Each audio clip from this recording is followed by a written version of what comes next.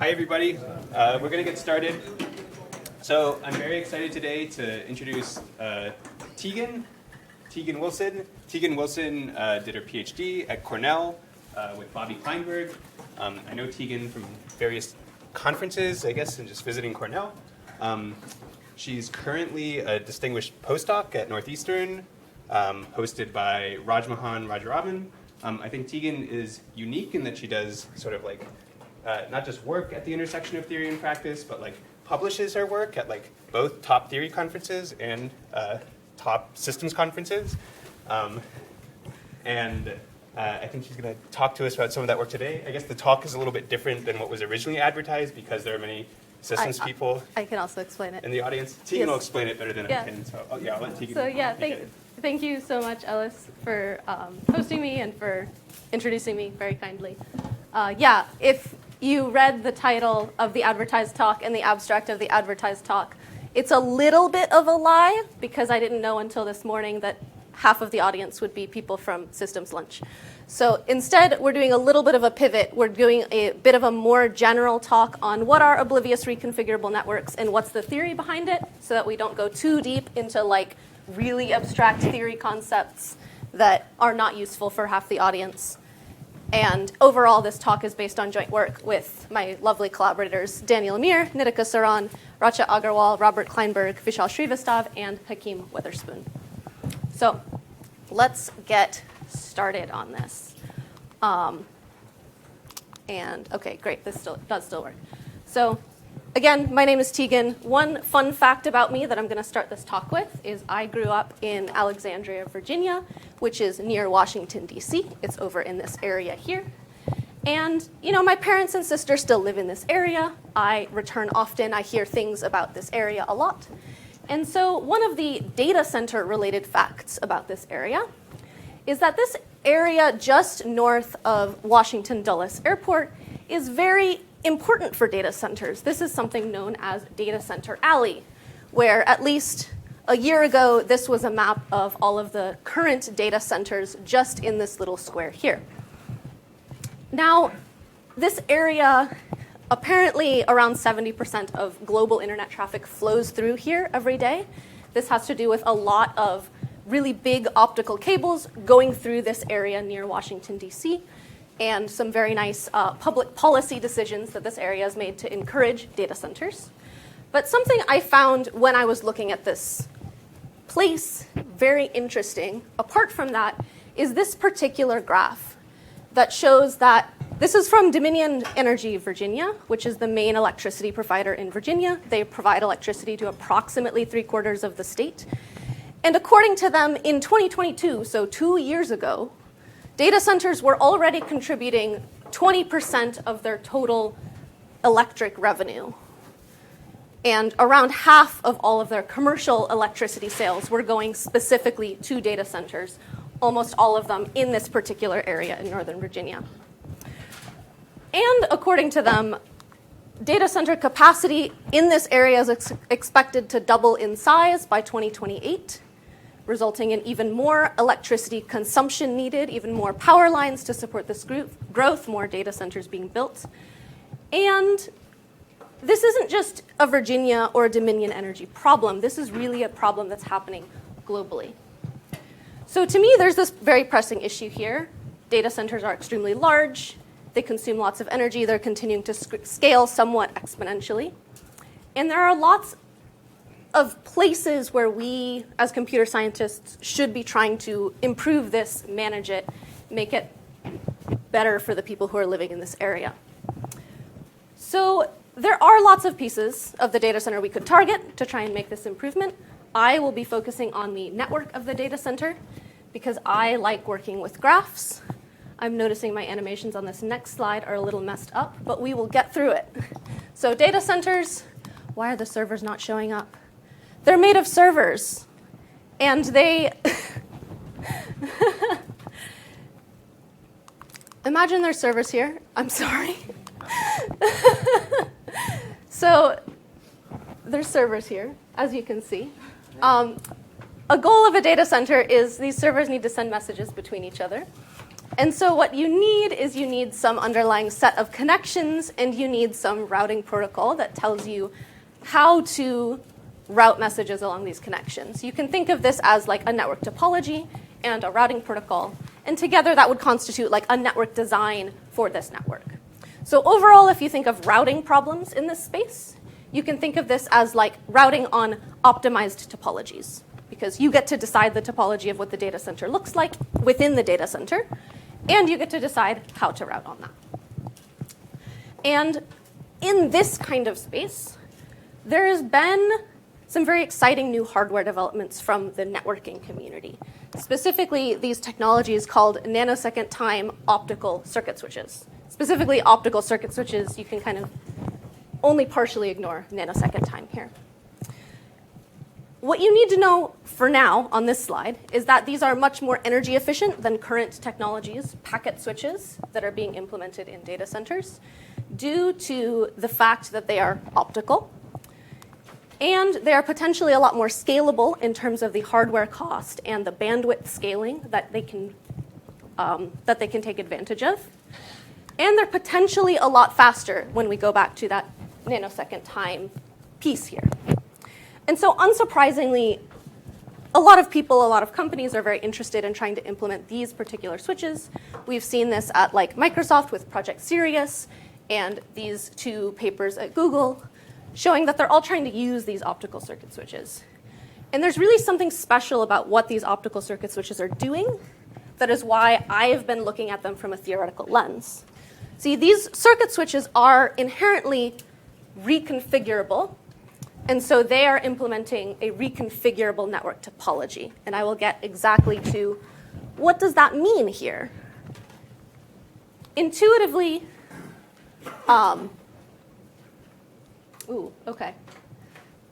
Now, intuitively, this reconfigurable network is a new model of what a network looks like. It's not a static, fixed network. And so in my work, I've been asking questions like, what's a suitable model? What does an optimal network look like?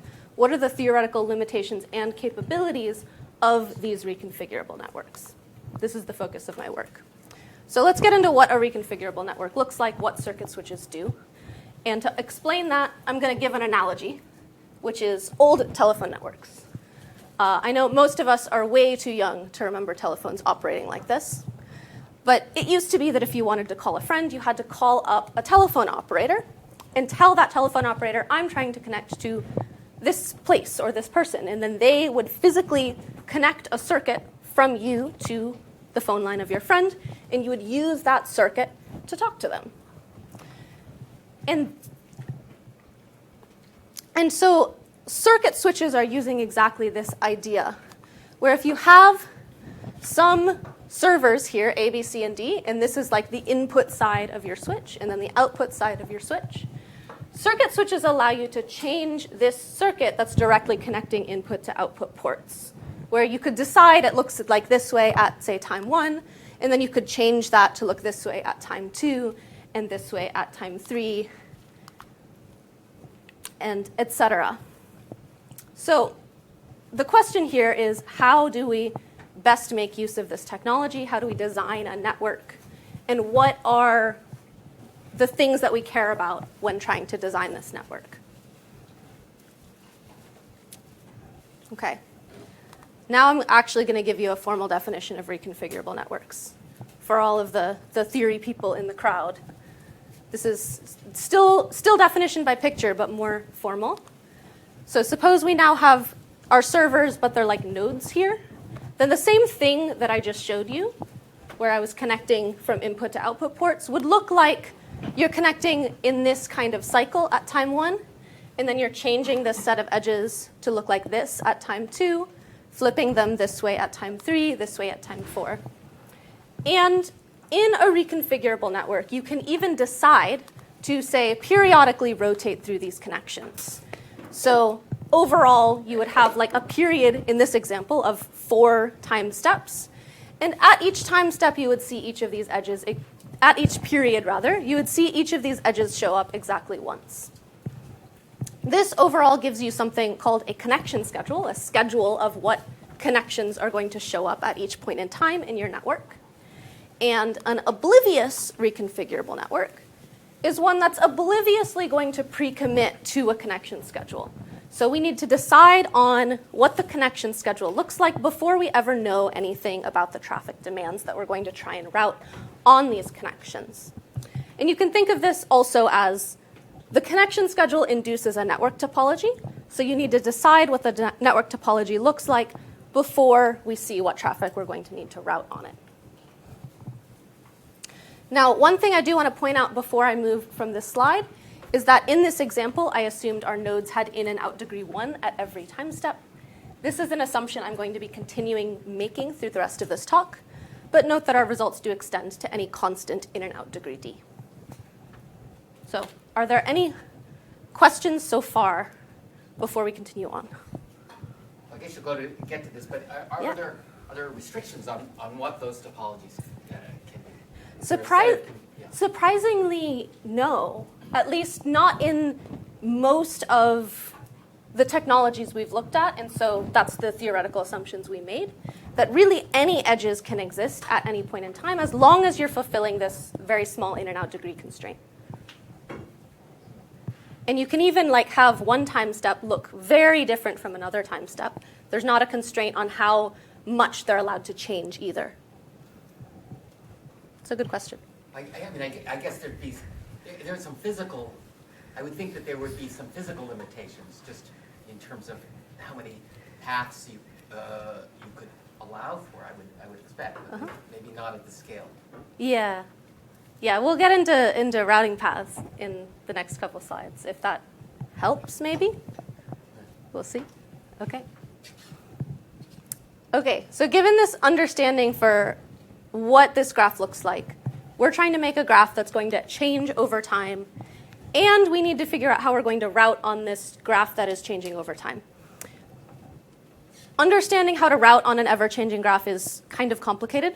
So one way that helps to understand what routing looks like across time is to look at the time-expanded version of this graph, where now our time-expanded network nodes are indexed by both the actual network node and the time step at which we're considering them.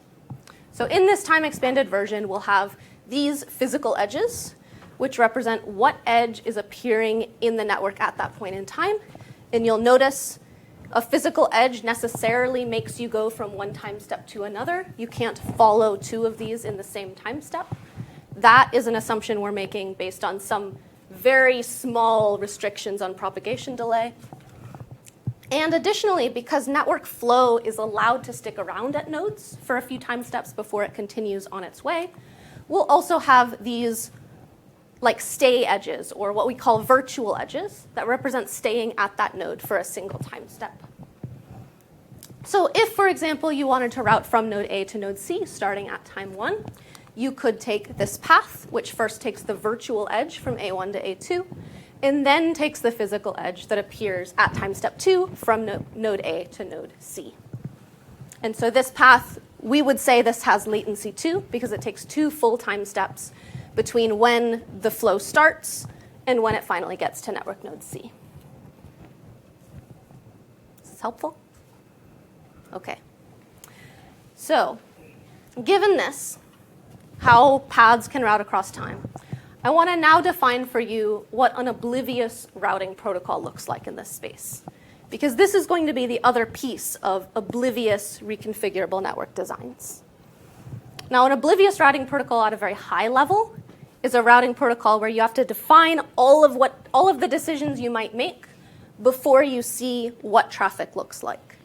And more specifically, in this model, it means that for every source sink node pair and starting time step, we need to define some distribution over routing paths that go from that source and starting time step to that sink. And for example, if we had source node A, sink node D, and starting time step 1, what we need to do is define a distribution over routing paths that goes from A1 and ends somewhere in this D row.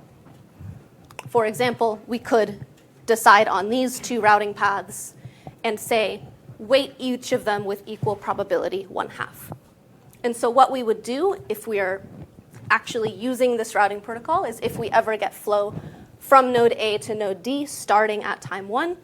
We look at this distribution and we say, let's either route on this path or this other path, each with probability 1/2. That's how it will be implemented.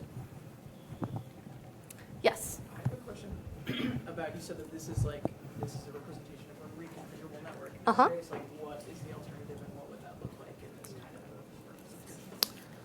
representation? The alternative to a reconfigurable network would be like a static network, where you might have like higher degree counts at each node, but it would be the same set of physical edges each time step. Yeah. Just a clarifying question. Uh-huh. Do you, say at time 2, know what the topology would be like at time 2? Yes, that is an assumption that we make. And just know kind of Is that all of the nodes know what the period is and what the rotating connection schedule is. So they know exactly what is going to show up at each point in time. Yeah, that is very important. Okay. Now, a final thing I want to touch on regarding this distribution over paths, over routing paths, is that in practice, you implement this as a true distribution, where if you get a unit of flow, you sample each of these paths with probability 1/2, and whichever one you sample, you send your entire unit of flow on that path. However, in theory, that is really, really difficult to deal with. And so in the theory results, what we look at is a fractional flow routing, where instead of sending your entire unit on exactly one path, you split your unit of flow into 2 1/2 size chunks, and you send each chunk along each of these paths. I want to touch on that because that ends up being extremely important in how we analyze designs that I will show you. So, any questions about fractional flow? Right, so I guess Yeah. there's an implicit congestion issue. Yes. Right? Yes. We'll get there. Okay, I promise, in like 2 slides. okay. In fact, we can just go there right now, because that'll be pretty easy, unless there's other questions. This might answer my question, but it's curious to me why you never picked the second path. Mm. The first path is better. So why have the distribution? The first path is faster, but it uses more edges in the network. So it uses, in total, more capacity per unit flow. So, and that's exactly a very intuitive thing that we'll get to very soon. So let's immediately go to that. When building an Oblivious routing protocol, there's 2 performance metrics that I am going to care about in this talk, and so you all should also care about. One is latency of the Oblivious routing protocol, which is a pretty simple metric. It's, an Oblivious routing protocol can guarantee some maximum latency L if all routing paths in all of those support distributions that you chose are no more than L time steps long. So I'm promising you that no matter what demand shows up, I have planned this routing protocol so that you will never use more than L time steps on any routing path. And you'll note, again, latency includes both the number of physical and virtual edges in your routing path. And I will really only be considering Oblivious routing protocols that have some specific bounded, like finite maximum latency. So the second performance metric we care about is congestion. And in our model, we base it on the following model of traffic demands, where at each time step, we're going to receive some arbitrary permutation demand, d sub sigma t. And that says for every node A, we need to send a whole unit of flow starting from A and going to sigma t of A, starting at time step t. And then what we can do is we say an Oblivious routing protocol can guarantee some maximum congestion, C, if no matter what arbitrary permutation demands we get a new one at every single time step, and we have to concurrently fulfill all of them using our Oblivious routing protocol, we can still guarantee that the maximum amount of flow traversing any physical edge is no more than C, where max flow here is max fractional flow traversing the edge. And you'll notice here in this definition, I'm completely ignoring congestion on virtual edges. This is just motivated by like in reality, virtual edges have some congestion capacity that is associated with the memory of that machine, but it's so much larger than the capacity of the actual edge that for now we're just going to completely ignore that. So any questions on this definition before I put these two together? Yeah? When we were using optical switches, doesn't that mean that the bandwidth and the capacity is really high across the interconnects? Is this the capacity of the individual switch when the message gets to the switch? Or? Yeah, so congestion here, you can think of congestion as inverse throughput. So if you had a specific capacity on your optical circuit edges, then what this is saying is you have to scale your flow by factor 1/c in order to guarantee that you're not going over your capacity. But it's just easier to state it this way. So for a talk, I state it as congestion. Yeah? OK. So given congestion, given latency, I can finally state the goal, which is to minimize both maximum congestion and maximum latency while building an oblivious reconfigurable network design. However, these objectives are inherently in conflict with one another. Both optimizing for either one requires use of capacity in the network. And so what we end up doing instead is trying to define some trade-off where given some maximum congestion value C, we want to define an ORN design that, first of all, guarantees that maximum congestion rate, and then minimizes the maximum latency it suffers given that constraint. And this is the problem that we fully resolve up to a constant factor in particular, the stock paper that's the main basis for today's talk. In addition, in later work, we relaxed this congestion to hold with high probability to significantly improve this trade-off. That would have been today's talk, but it is very, very theoretical, so I pivoted. And then finally, another thing that I've done work on, come on, there we go, is building practical network designs that use this idea, in particular, the designs that I'll tell you about today. So let's get into fully resolving this question up to a constant factor. Yes? I just wanted to raise another goal that maybe you've addressed. Uh-huh. Given a congestion value C, come up with a routing design that achieves, say, 2C, but where latency is no more than optimum for the given C. Sort of a by criteria approximation. I'm wondering if that's... I mean, you can think of what we've done as also fulfilling that in a kind of strange way. But we can talk more about that later if you're more interested. OK. Now, getting into, if there's no more questions, OK. Getting into fully resolving this constant factor, I'm going to first start by showing you what this optimal trade-off looks like. On the x-axis, we have congestion. On the y-axis, I have log scale latency. This is plotted for just a really large number of nodes. And this is the specific trade-off that we end up finding. We find a lower bound. We find an upper bound, which consists of an ORN design.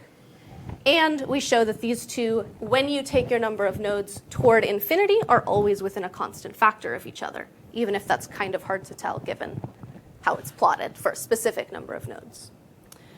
Now, to formally define what this trade-off looks like, it's very helpful to partition this x-axis, the congestion axis, into these pieces, which are the steps of what this curve looks like. Because this is a very weird curve, where first you have h, which is the step number, and then you have epsilon, which is parameterizing how far along the step you are. And these are the specific definitions of h and epsilon for a given congestion value. Then what we do, is we can define our theorem, which is a real theory theorem.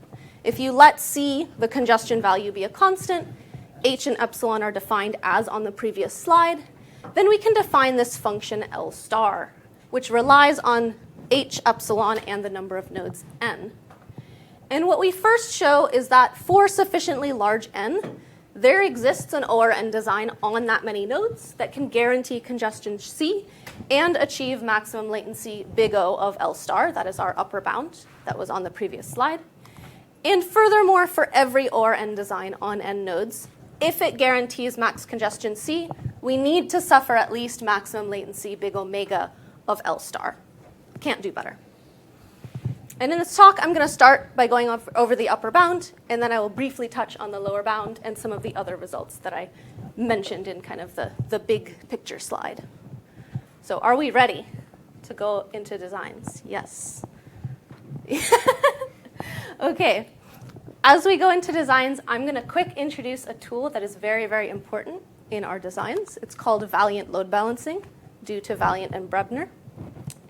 And it states the following. If you have a routing protocol that works really well for uniform, like all-to-all demands, everyone is trying to send to everyone else at equal rates, then what you can do is you can build an Oblivious routing protocol, VLB of U, in the following way. If you have to route from node A to node B, what you do is you sample an intermediate node I uniformly at random. This is how you define the distribution over routing paths. And then you route on U paths from A to I and then from I to B. And we'll call each of these pieces semi-paths of the Oblivious routing protocol. So this is an easy way to build an Oblivious routing protocol, like the distribution on routing paths from A to B. But what does building it in this way give us? And first, it's really easy to notice that if U has paths of maximum latency L, so it guarantees maximum latency L, then VLB of U clearly guarantees maximum latency 2L, because you're just concatenating two paths from U together. But in addition, if U achieves maximum congestion C, specifically when routing all-to-all uniform demands, then it turns out as an Oblivious routing protocol, VLB of U can guarantee maximum congestion 2C. So it can do as good up to a multiplicative factor of 2. And the intuitive reason for why this is the case is that when you do this semi-path routing, you're able to decompose your arbitrary traffic that you need to route into traffic that's routing on the first semi-path and traffic that's routing on the second semi-path. And both of these pieces turn out to just be copies of uniform all-to-all demand. And so if you're fulfilling twice as much uniform all-to-all demand, you only get twice as much congestion. And so the important thing from this tool to take away is that if you want to build a good Oblivious routing protocol, we can start by just focusing on handling uniform traffic demands, and then just apply this tool to get a guaranteed maximum congestion bound. And that is exactly what we do in our design. So we call it the elementary basis scheme. And for now, I'm going to give you a very nice visual representation for what this looks like, assuming the number of nodes n is a perfect square. So if n is a perfect square, we can take our nodes, we can represent them in a grid like so. And then what we do is we divide our period into two phases of connections. In phase 1, we're going to let everyone connect in a round-robin fashion to every other node in their same row. So first, nodes are going to connect 1 away, then 2 away within the same row until that wraps back around to themselves. Everyone gets a chance. And then in phase 2, we'll do the same thing for everyone in the same column. Now, you'll notice here that since our nodes are in this nice grid, all of our groups, our row groups and our column groups, have exactly square root of n nodes in them. And so overall, this period of connections is going to take 2 times square root of n time steps to complete, because it takes 1 time step per each node in the group. And what can we do to route on this connection? So if, oh gosh, I thought there was a nicer visual for routing. So to route on these connections, if you want to route on a semi-path, so as directly as you can, as shortest path as you can, what you can do is you can first take the edge that appears in phase 1 that goes and matches your x coordinate to your destination coordinate. And then you can take the edge that appears in phase 2 that matches you to your destination.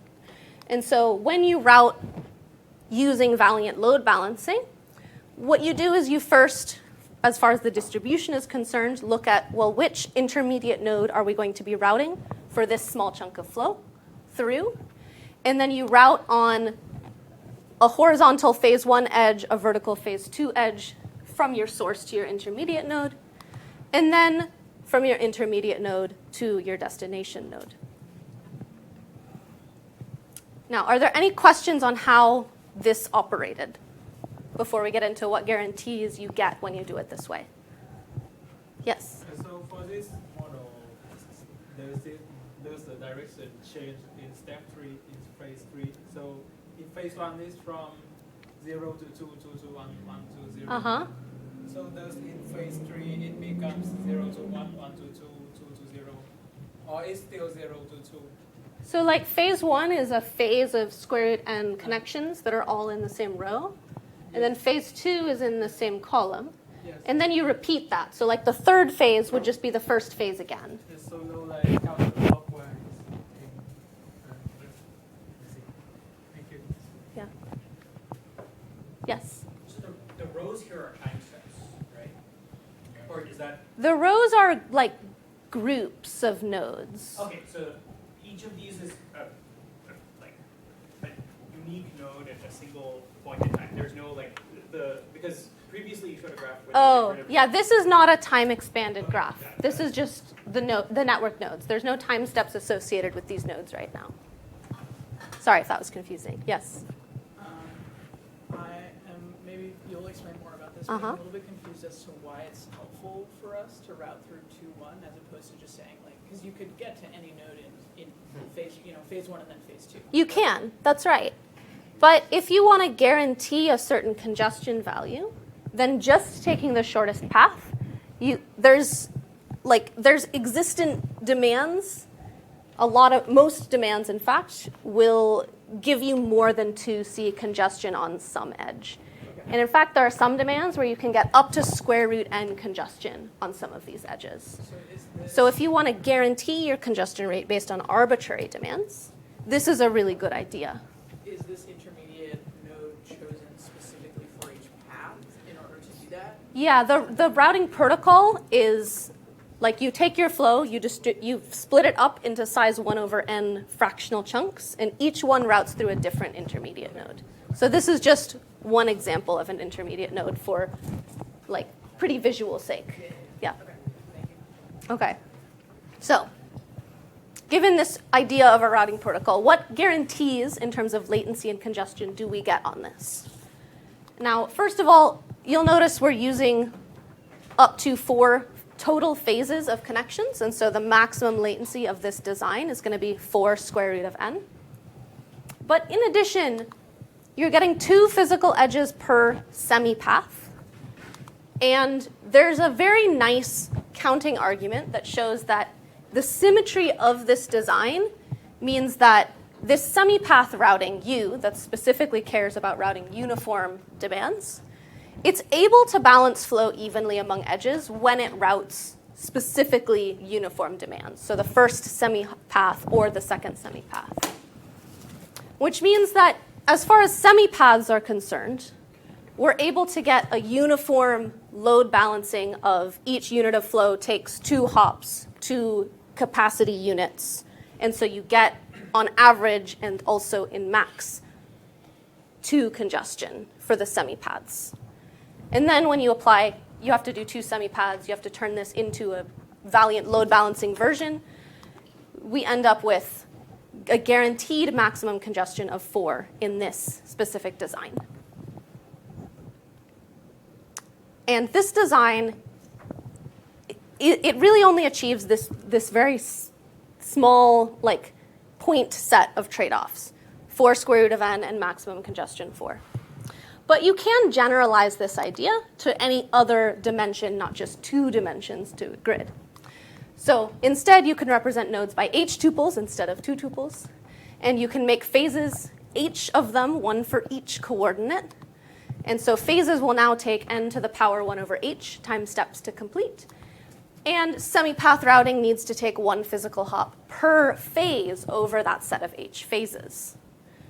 Now what this gives you, that same generalized idea, is you, again, apply valiant load balancing, and you get the following trade-offs. Since you're taking h physical hops per semi-path, and you again have some nice symmetric properties of your design, you're able to get that same guarantee where the uniform semi-path routing balances flow evenly when handling uniform demands. And so you get that VLB of u can guarantee maximum congestion to h for your dimension parameter h here. And additionally, the maximum latency is 2h times n to the power 1 over h of this valiant load balancing design. And finally, I just want to say, recall, this is the specific thing we're shooting for. So this is like, it's not quite exactly equal, but you'll notice there are some commonalities, like this n to the power 1 over h is showing up, this h factor is showing up. But it's very hard to compare exactly what these two curves look like. So I'm going to plot this for you. This is what we have shown so far. In blue, this is the lower bound. This is what we're aiming for. And in purple, that is the elementary basis scheme, the trade-offs it achieves. And you'll notice this doesn't look quite the same as the trade-offs I originally showed you, because elementary basis scheme gives you this very strict, like discrete stair-step function where you have hard drop-offs between each stair. And even more interestingly with these two functions, if you look at these orange regions, where congestion is just below an even integer, where the stair step for elementary basis scheme has stayed, but the stair step for the lower bound is descending very, very rapidly. When you take your nodes toward infinity, your number of nodes, asymptotically, these two curves do not match within a constant factor in these orange regions here. So EBS is not optimal in this set of congestion values, this very small set of congestion values. Yeah, and in particular, this is when that epsilon parameter that told you how far along the stair step you were is very small, if you recall what epsilon looks like. Yeah, or just when congestion is very small, very slightly below an even integer. Yes? So in the most general case, does it essentially give you kind of the butterfly network? Because it seems...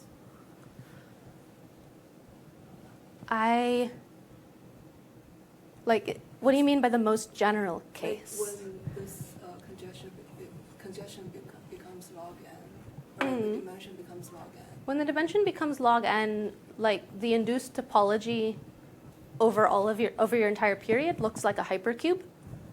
Yeah. Is that also a butterfly network? I feel like It's slightly different, but it's captured it's the same idea. Yeah. Yeah. Okay. Butterfly network has Yeah. boundary free, whereas hypercube has 2 log n. Okay. So, given this kind of fumble in what's going on with these two curves, what we do in our work is we actually develop a second ORN design that specifically targets these areas. And this is where the talk is going to get a little bit more theoretical. So specifically, EBS, it was able to guarantee congestion 2h for any integer parameter h, which was the dimensionality parameter of that design. But if you want to target those orange regions, what you want to do is you want to aim for a congestion that's very slightly smaller, like 2 times h minus epsilon for some very small epsilon parameter. And if your load is if you're able to create a routing protocol magically that is like perfectly load balanced across all of your edges, what that means is that on average, most of your semi-paths are going to use h physical hops, but a very small epsilon fraction of them need to use h minus 1 physical hops in their semi-path routing. And so the goal of our second design is to ensure that our network topology connects both an epsilon fraction of node pairs using these semi-paths that use fewer physical hops, but that still allows the rest of your node pairs to connect using semi-paths that take h physical hops. So you're trying to get most of your, like a few of your node pairs to connect more quickly in terms of number of physical hops or more efficiently, but you still want it to be the case that anyone can reach in h physical hops. Now, I think given the timing of where we are, I don't want to go into too much detail on how exactly we do this. The main high-level idea is that we replace our h phases with a much larger number of phases that are ever-changing, but where if you still take h of them in a row, you still get a basis of your node set. And so you're still trying to connect everyone using h physical hops in h phases, no matter which h phases you're at. But you want it to be the case that when you look past your normal h phase latency bound and include h plus 1, h plus 2 phases, where you're allowed to take h minus 1 hops within them, you want it to be the case that you're reaching more nodes. And we end up doing this using a particular vector called van der Maan vectors, associating nodes with vectors in vector spaces, and being very careful about how we define these things and prove these things. I hope it's all right, though, that I'm just going to move on into, we do end up being able to shave these curves off nicely, and then prove that these two curves, where the upper bound is now a combination of take VBS and EBS and just put whichever is better onto the trade-off curve compared to the congestion, ends up working nicely. Can you Yes. say what the constant bound is? Well, the constant bound between these two, it's about like 30, 35, which was shocking that I was able to get it. But I remember this now, so yeah. Okay. Now I want to touch very briefly on the lower bound. This is just like an extremely high-level overview of how we tackle the lower bound. And we start tackling the lower bound at a very high level from what feels like definitely the most obvious thing to start with, which is a factorial size linear program. This is a linear program where, given a specific connection schedule, we want to try minimizing the congestion of an oblivious routing scheme subject to some specific maximum latency constraint, L. So this is a linear program that depends on L, and it also depends on the arbitrary connection schedule that we start with. Now, from that linear program, we transform it into a linear program that is equivalent but has a polynomial number of constraints instead of a factorial number, so that when we take the dual of this linear program, it only has a polynomial number of variables to consider, and it's much, much easier to handle. Taking the dual, we then find a feasible dual solution and analyze its objective value. And then finally, which ends up being something a little bit more specific, we actually find multiple feasible dual solutions using an additional parameter theta that is an integer. And then we actually find a way to bound the dual program's objective value with a function that doesn't depend on the specific connection schedule we started with. So this final lower bound here is essentially a lower bound on, if you fix your latency, what's the best congestion you could ever hope for, where you need to stay within your latency bound. This is lower bounding the best congestion. And since the final function doesn't depend on the connection schedule we started with, this is just lower bounding C relative to the latency. And then from there, we do some careful work to turn this into, if you fix C, it's lower bounding the best latency that you could get. Now, since this is actually finding multiple dual solutions using a specific integer parameter theta, I can actually show you what specific trade-off curves we end up finding for different values of theta. because that's a really interesting thing to give you a sense for what's going on with our lower bound curve. And the answer is that when you fix theta equals 1, our integer parameter, we end up finding this lower bound on congestion versus latency. So as you can see, once we hit congestion 4, it's kind of a useless bound. But if you fix theta equals 2, you get a slightly different curve that is now a little bit more useful in that area, but it's still no longer useful once you hit congestion 6. But theta equals 3 allows you to hit a few more values. And as you put all of these together for your integer parameters theta, this is what allows us to derive that curved stair-step function. Even more interestingly, the optimal theta is exactly that dimension parameter h that we started with, which is just the floor of congestion over 2. And this is the thing that we end up finding for our lower bound. And I can finally review these results that I've showed you so far, which is there's a tight lower bound, which involves a proof, a tight upper bound, which involves 2 ORN designs that I told you details about one of them. And together, these completely characterize this trade-off curve between congestion and latency, specifically guaranteed congestion and maximum latency in Oblivious reconfigurable networks. One interesting thing that we then do, which is the next paper in this series, the improved paper that could have been today's talk, is can we do better than this? This design that specifically uses valiant load balancing and provably was optimal if you want to guarantee your congestion and maximum latency and be fully oblivious. And the answer is yes, you can. You just have to relax one of those constraints. And so specifically, if you relax the maximum congestion bound to only hold with high probability over a random oblivious reconfigurable network, then you can actually do significantly better. And here, with high probability, just means that the probability our congestion bound is violated is negligible. It's smaller than any inverse polynomial in the number of nodes n. I can quick give you exactly what trade-off we achieve, which is easiest if I say give yourself a latency bound of big O tilde of g times n to the 1 over g. Note here I have replaced the value h with the value g now.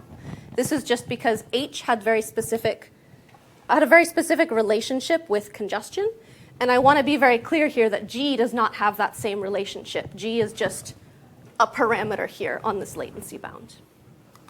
Then what I've just showed you so far is that if you use the elementary basis scheme and you want to just handle uniform multi-commodity flow, that is the semi-path routing, then you can get average hop count and maximum congestion g. And if you apply valiant load balancing to that, you get oblivious routing that guarantees your congestion to g. And what we additionally showed is that if you relax congestion to hold with high probability, you can get a significantly improved congestion bound, g plus 1 plus delta for any small constant delta. So this is an additive 1 factor off rather than a multiplicative 2 factor off from just doing uniform multi-commodity flow. And this, with high probability, we show it holds over either random demands or a random network that randomly shuffles the node labels of what this looks like. In addition, in this work, we also do something that we're calling semi-oblivious routing, where our routing is allowed to make some adaptive decisions. And so our semi-oblivious routing essentially does the same thing as oblivious routing, but modifies the design so that it has alternate paths in the case of that very low probability failure state, so that you can still always guarantee your congestion, but then sometimes you have to make different adaptive decisions. Okay, and I also wanted to show you, this is like what the curve looks like for a very, very, very large number of nodes, because with the log factors, you have to increase the number of nodes a lot to see the asymptotic difference of blue, which is the oblivious lower bound, and then the with high probability randomized design, and a matching with high probability lower bound that we have. Though I'm noticing I swapped the two of those in my label, so please ignore that. Okay, I think at this point, since we have to be kicked out at 1, I'm just going to say thank you all for attending this talk. Here's all of my collaborators. And if you have questions, I'm happy to talk out of this room.